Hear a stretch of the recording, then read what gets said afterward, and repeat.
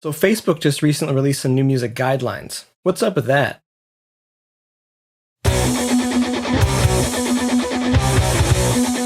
Hey everybody, Mike here from HeyLangford.com and DearBands. So if you're a band or an artist, you've probably scrolled past this on your Facebook feed recently.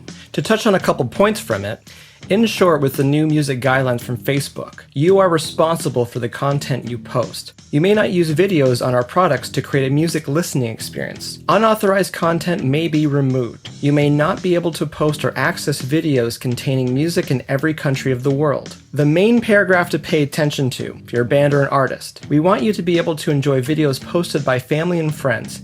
However, if you use videos on our products to create a music listening experience for yourself or for others, your videos will be blocked and your page, profile, or group may be deleted. This includes live streaming on Facebook. What's everybody been doing since March, since April, since basically the music industry shut down? So what does this mean? Well, in short, it sounds like Facebook doesn't want music on their platform at all. Why is that? In short, copyright strikes. What are copyright strikes? Alright, let me backtrack a little.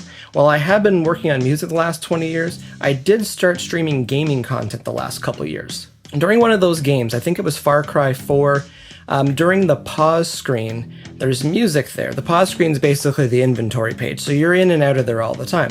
Anyways, I think it was Sony or Universal had the rights to the music on the inventory screen. So while I'm live streaming the game and I'm talking to people who are leaving comments and we're chatting, Facebook is just muting the stream because we don't have rights to the music in the pause screen. That's right, flat out muted. So again, what's a copyright strike? In short, you might be using something you don't have the rights to use or permission to use. So think of how many games alone might be hit with a copyright strike just because of the audio of the music.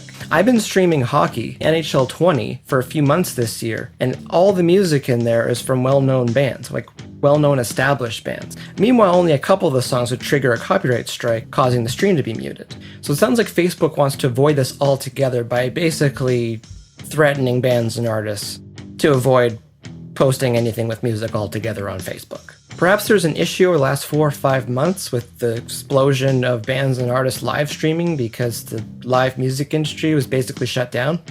There's also the thought that maybe Facebook just wants a better handle on the live content that's being shared on its platform. Yes, you can argue that you're the creator of the music, so you should be able to use it, you should be able to share it. The thing is, Facebook doesn't know that. So how might you be able to argue this? I think this is where the digital distribution platforms come in, like CD Baby, TuneCore, DistroKid. When you service and distribute a song to them, a lot of information is cataloged. It's not just the master recording and its creators. Even though you're the owner and creator of the music, when you sign on with these digital distribution platforms, and especially their publishing arms, you give them permission to handle and the rights to the use of the music. So while you do own the music, they are the muscle, making sure credit is given where credit is due, and hopefully you're getting paid.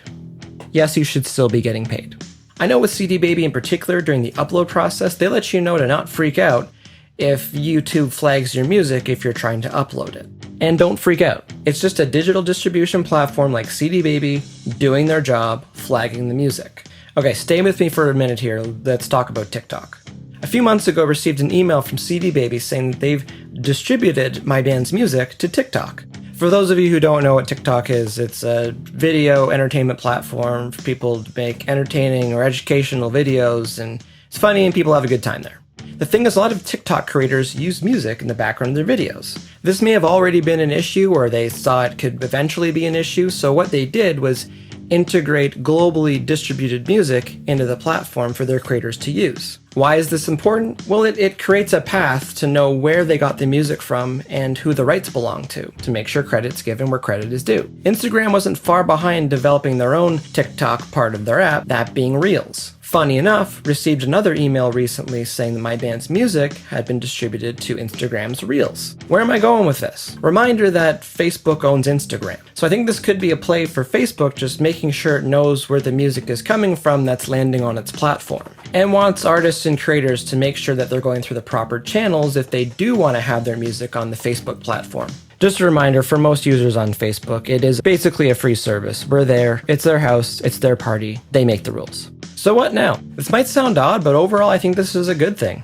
Why is that? This could be another video altogether, but overall I don't think Facebook's a very good platform for musicians in general. No, sorry. While it is a great place for bands and artists to engage with their fans, in short, Facebook wants to be a newsfeed. They want to keep you there as long as possible, endlessly scrolling past ads.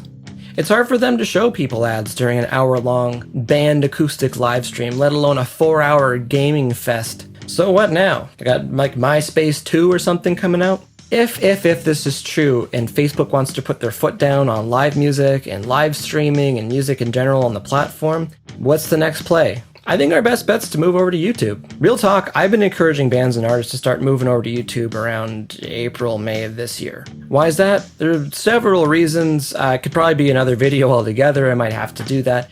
But the two main things, discoverability, monetization. Also, less distractions. Somewhat more focused audience. Imagine you're on Facebook, constantly throwing notifications at you. You're trying to watch a live stream. You get the itch and you start scrolling and finding something else.